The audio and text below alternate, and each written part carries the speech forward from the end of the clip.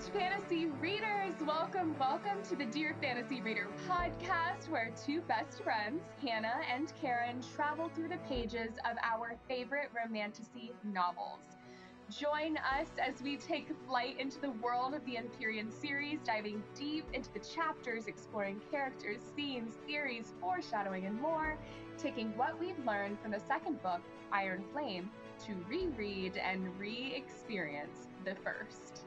With that, content warning and spoiler alert, we'll be covering anything and everything Imperium series to this date, and any content Rebecca Yarros has given us. So if you haven't already read both books, save this podcast, go do that, and we'll be waiting here when you are done. Also, due to the nature of these books, as you are all too familiar with if you have read these books, this podcast is rated R in content and in language. As Rebecca Yarros says, readers who may be sensitive to these elements, please take note and prepare to enter Basgiath War College. As we have all learned, before writers can master their signets, they have to learn to ground. And that is what this episode is all about. Yes, we are laying the groundwork before we dive deep into the chapters of Fourth Wing in these upcoming episodes. Here we'll be discussing how we are going to analyze Fourth Wing through the lens of Iron Flame, what we learned in Iron Flame that changes how we experience Fourth Wing, and the questions that we'll be asking along the way. Hannah, I did not realize how great Rebecca Yarros is at foreshadowing on my first read. I had no idea. And she throws in so many Easter eggs in there, and that makes sense. She is a Swiftie. That's actually one of my favorite things about the series as a whole. I don't know if you know this, but Rebecca Yarros said that she had already had the entirety of the series plotted out before she even started writing Fourth Wing. Did you know that? I had no idea about that. That's insane. Yes. So initially it was supposed to be only 3 books, but she had the plot points in mind for the story she was going to tell throughout. Then in writing Iron Flame, she changed it to 5 and realized it needed to be longer, which we'll get to later in other episodes. But the fact that she knows everything about how it ends and how we get there, she gets to sprinkle things throughout the entire story that like clue us in, dropping little hints. What blows my mind the most is that she recently said, quote, "There are tons of things that I lay into the first book that don't come into fruition in the second book, but are coming to pass in other books that I won't point out because that would be cheating." Chills. Oh my gosh, that's so exciting. Oh my gosh. It's so cool. I mean, this means that there are Easter eggs sprinkled all throughout both Fourth Wing and Iron Flame that we don't even understand yet, which we kind of got that hint through Fourth Wing, right? There's things that we picked up on, which we'll be exploring, which is the whole point of this podcast, picking up on those things we missed the first time as we reread Fourth Wing. But we'll also be picking up on things that maybe she sprinkled in that we don't have answers to. Wow. I'm so excited. I cannot wait to read Onyx Storm. Like, can you imagine after we read Onyx Storm, if you go back and reread Fourth Wing, we're going to be like, how did I miss this? That is what I love about, there's an experience you have when you first read Fourth Wing. There's an experience you have when you first read Iron Flame. And with this series, you get to reread and it's a whole new experience because now you know things that you didn't know before. And so it really prolongs the experience of being in the Empyrean world. And in our case, we're prolonging it to set up just in time for Onyx Storm to release. So we don't have to just like, well, we still are in our book hangover phase, but we're basically like, is it remedying it in the meantime? Like, is that the way to say it? Yeah, for sure. For sure. We are staying in this world as long as possible so we don't get sad and have to wait 6 Exactly. months for Onyx Storm. I love that you get me. I get you. So let's talk about what is so significant about Iron Flame that makes rereading Fourth Wing a whole new experience. To really get to the elephant in the room, we know signets that we did not know before. Aiden. So true. And we know Brennan. We know that he's actually Mm-hmm. alive. Yep. We have more and different context about Violet's mom. And that she made a deal with Xaden to keep Violet alive. Mm-hmm. We also learn that who we were introduced as the bad guys were not actually the bad guys. Yeah. With that, we've also gotten to experience the side of the revolutions. What is really going on in Pyramid with the Griffin Flyers and then the alliance Xaden severed just before the start of Fourth Wing? We also learned more about Andarna. Oh, and the fact that Andarna had chosen Violet from the start. So it wasn't, she didn't make that decision in the clearing that day. She Mm-mm. knew going into threshing. So we'll get to that more in that chapter section. But Mind blowing. We also know more about how Venom work. oh, so much So more. much. And still so much more to know. So many theories attached Oh to my that. gosh. We will also be looking at all of the Easter eggs in the epigraphs, which we'll get to explaining more about that in just a moment. But first, let's walk through all of the questions we will be asking ourselves throughout this reread together. Now, keep in mind, we'll be adding more as we go. And if you have any you'd like for us to include, please shoot us an email or comment below if you're on YouTube. We would love to include them. The first question that we all have is, when was Xaden using his signets, plural? Because he has two of them, specifically on Violet. So we'll be looking at moments of scalp tickling and analyzing what we think Xaden is looking for in those moments. Like, what intention? What is it tied to? And before we get into other questions about his signet, Karen, did you guess that Xaden was some sort of intensic, or were you surprised by that in Iron Flame? Okay. So I thought I didn't know exactly what it was, right? Like I didn't know the word for it or if he could had the ability to read all minds. But I thought that there was some chance that he could read Violet's mind, just because she had said several times, I didn't know I said that out loud. She Mm-hmm. was like thinking that. And so he kind of slipped with that, right? Like he could read her thoughts. Yeah, so I was not sure if it was just a connection that they had or if he was had fully had the ability to read minds. Yeah, Did you think that? Like, I I feel like in retrospect, I can't say I did. I noticed those moments, and really I mhm, chalked it up. I chalked the moments of the speaking into her mind and not being like, she didn't say it out loud, as either Violet is really just down bad for this man. But then I was like, but that would be an editing and we would know that. So but mhm, then I thought, well, maybe they actually can get to the point where they read each other's. Like, I thought it might be a bond thing. To be fair, though, I went straight into Iron Flame from Fourth Wing. Like, I didn't go back and notice those in detail before getting the context that Iron Flame provided.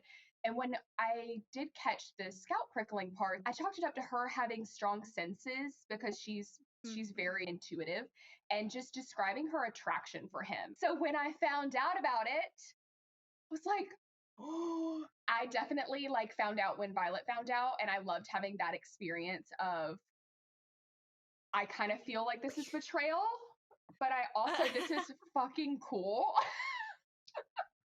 So cool. And that's a good point about this. I never really put his ability to read minds with the scalp prickling until you mentioned that. So that's Oh. just more yeah, that's just more Oh. theories that's like, Okay. Well, then I've got even more coming at you. oh my gosh, I cannot wait. So with that, we'll also be looking for situations where Zayden may have used his intrinsic signet on other people. And I also really want to analyze the extent that we think he can use his signet. Like, can he hear everyone's intentions all at once? Or is it focusing on one person? And I have this scene in my mind of Twilight where Bella and Edward are out to eat, and Edward's telling Bella about his mind reading, and he looks around and he's reading what, like, he's saying out loud what people's thoughts are, but he focuses on one at a time. And I want to say it's implied that he can read all at once, but that would be so overwhelming. I was wondering that too. I was wondering if Zayden had the same thing and if he can kind of control it to where he's looks at you know what you're thinking or the intention. So what's the difference between that two? Can he actually hear thought for thought or can he just see the intentions? I think that the way it was explained in the book, as he understands it, he is only reading intentions. But Xaden himself cannot seem to distinguish between intentions, people's thoughts, or the words they speak. And we see that in how he speaks to Violet when she doesn't say something out loud. And that was when he was trying to keep it secret because he would die if anyone found out that he had this signet. And he says this in the book. He doesn't know much about it. He doesn't understand it because anyone who has ever had a signet like it is dead because they're killed. So he doesn't have anyone to ask those questions to. So the fact that he doesn't really understand it and he's the one telling us its intentions says to me it very likely is more than just intentions, but he only knows how to interpret it as intentions. Now, we can get more into this in another episode. So I don't want this segment to go too long. But what we learn from several of the writers is that their signets grow more that they learn to control them. So while it could have started out with him reading intentions or thinking that that's what it is, that's the words he's using, it could grow over time. And at what point does he start to realize it's full thoughts? You know, and is it Right. if we think about how Violet and Rebecca Yarros has said no two signets are the same. If we think about how Violet learned to do grand lightning strikes, but she would get exhausted channeling. Is it like that with mind reading or intention reading, where you use a little bit up of your power every time? So, no, he can't hear everyone's all at once. And yes, he has to intentionally be looking for it. I think that makes more sense, especially as he is still manifesting his full strength. But it's a fascinating conversation that we will interrogate more as we get through the chapters. We'll definitely dive into that. Clearly, it's something I'm super interested in. I'm obsessed with this. Like, it's so interesting to see like what you're catching that I have missed or like just a different way of thinking about it, right? Because Yeah. we're different and we have different way of thinking about things. And so it's so interesting and I'm excited like for the more information we're going to get and a deep dive and Same. hear what you know cuz with your extensive research about it. I will say one last thing about that. Next time Xaden slips up to Violet, she needs to tell him, because imagine if he accidentally responded to someone's thoughts out loud that wasn't Violet. How do you explain that? It would be over for him. But then again, he's Venom now, so you can't really get that much more over for him. So, okay, moving on. Moving on.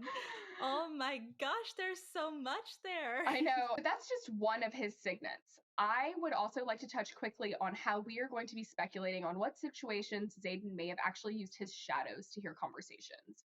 So, not sure if you caught this, Karen, but in chapter 10, page 130, Xaden says that his shadows see everything. He says, quote, "I know everything that goes on here. Shadows, remember, they hear everything, see everything, conceal everything." Now, he could be using his shadows as a way to explain the things he knows from being an intrinsic, but I also think that the idea of his shadows actually being able to hear conversations is really fucking cool. So we'll be looking for situations of that too. That is, oh my gosh, I hadn't really thought about it. I thought about his shadows being able to hear conversations.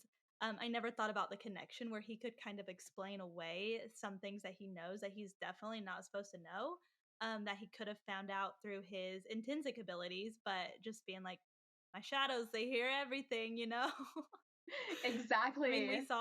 we kind of saw that whenever he mentioned Dane and Violet in the halls, Mm-hmm. right? Like he said that his shadows heard everything. Did they actually, or was he Reading reading? intentions. Well, we'll be getting to that in our next couple episodes. Another thing we'll be looking at is Dane's signet and when he steals Violet's memories, because I'm really interested in knowing that. Oh yeah, and I also we'll explore more in depth about what his abilities are with his signets, but I really want to know if you were shocked when you found out that Dane had been stealing her memories. Yes. Yes, I was so shocked. And I already wasn't the biggest fan of Dane because he wasn't very supportive of Violet this whole time and he had no faith in her. But to learn that he did that, he stole her memories, I was so shocked. I am so glad to hear you say that because I'm not a Dane fan either. And it's not because of his signet. It's actually because of the way that he treated Violet and still somewhat does, but he gets better about it in Iron Flame. We'll be talking about that more later.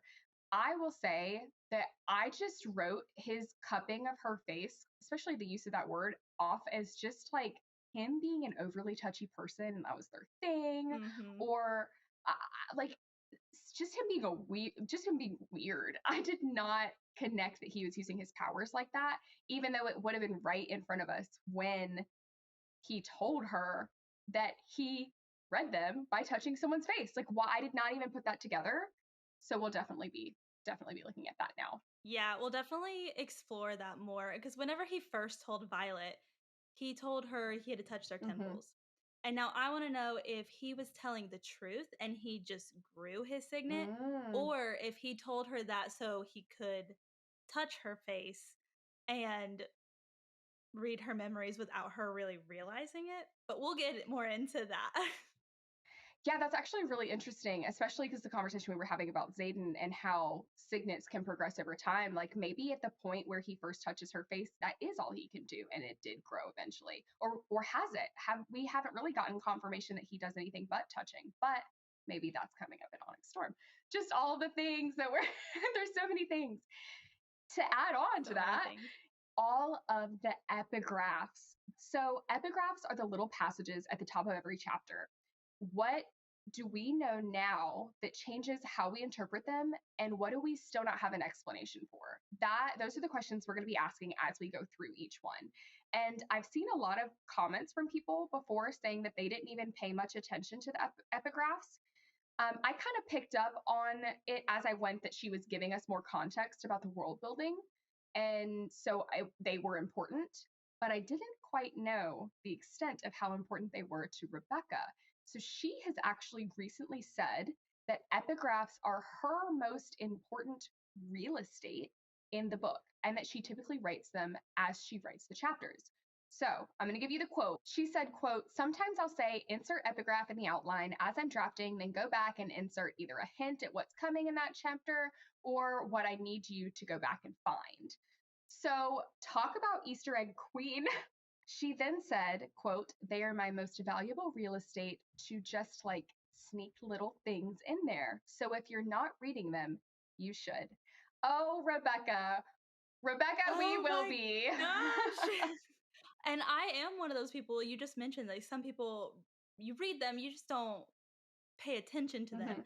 And we should because they're there for a reason, right? And I'm one of those people that was just like, okay, why'd they put that in there? That's fun. Maybe it's for this chapter. And like what like Yep. that kind of thing. I really didn't realize that she was placing that much emphasis on they are there for a reason. Pay attention, take notes. Absolutely. And I think the fact that she recently said that, like this year, so post Iron Flame, she wants us to go back and look at what we may have missed to give clues for Yes. building up to Onyx Storm. So it seems very, very important. I also want to throw in another fun fact, real quick. She also says she keeps a quote, very precise document of exactly what's in every epigraph and every book and who's written it, and it's all color coded. This is giving the Taylor Swift music video where she said they had a thumb drive of all the Easter eggs. Yes. Oh my gosh, you're totally right. And you know what? I would die to get my hands on that document. Like, I almost wonder if we should Same. try and make one for ourselves and like organize it by book and who said what and then color code it. That might, some smart Empyrean fans probably already done this. And if you have, please point Definitely. them our way, us their way. I would love, love, love to see if it exists. And if not, I feel like that's something that I would go down a rabbit hole for. Yeah, seems a little bit more your speed. Yeah. We'll also explore who could be Venom and at what point do we think Jack turned Venom? Yes, we will absolutely be discussing that part in depth in the chapters by chapters episode coming up next week. And these things aren't really questions, but things we'll be keeping in mind as we reread. So Rebecca Yarros has let us know that Violet was supposed to be the one to turn venom at the end of Iron Flame. Yep, I didn't know if you knew that. Yes. No, yes. I had no idea. I had it marked for those listening. I had it marked off so she couldn't read the notes. I wasn't sure if you'd seen that before, and I didn't want to ask and ruin it. No. Oh my gosh, yes. I had no idea. Yeah, so her editor actually told her that she needed to change it to Xaden.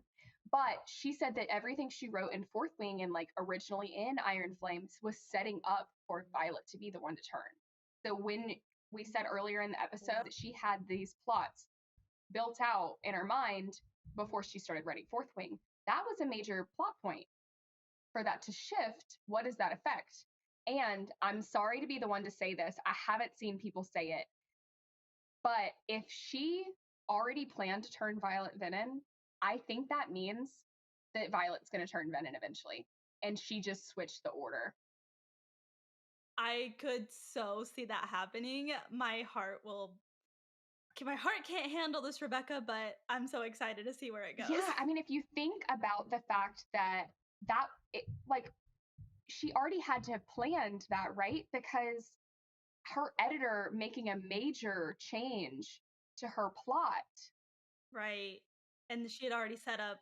Yeah, like, I don't know. I don't know. So we'll be getting into that. Oh my gosh, that's going to be so interesting to see where it goes. Absolutely. I'm kind of terrified for Onyx Storm because of that. But also, don't know if you knew this, and Darna was never in her first plotting plan. That changes everything. Uh-huh. She said that it was a compromise between herself, Rebecca Yarros, who we're referring to, and her editor. So we will be keeping that in mind as we theorize about the role that Andarna and her being a seventh breed has in the grand scheme of like where this plot is going. I've also read theories that the whole series is about Andarna. So how does that work if she was never supposed to be in it to begin with? Just all of these questions that we'll be interrogating as we make our way through our reread. Right. And as we mentioned before, there are Easter eggs that we still don't have answers to. Obviously, we have 3 books left. So we'll be pointing out things that we don't know. Yes. And things that we've seen in hindsight. Yes. So we are armed with lots of questions, as you can tell, as we deep dive super deep into this world.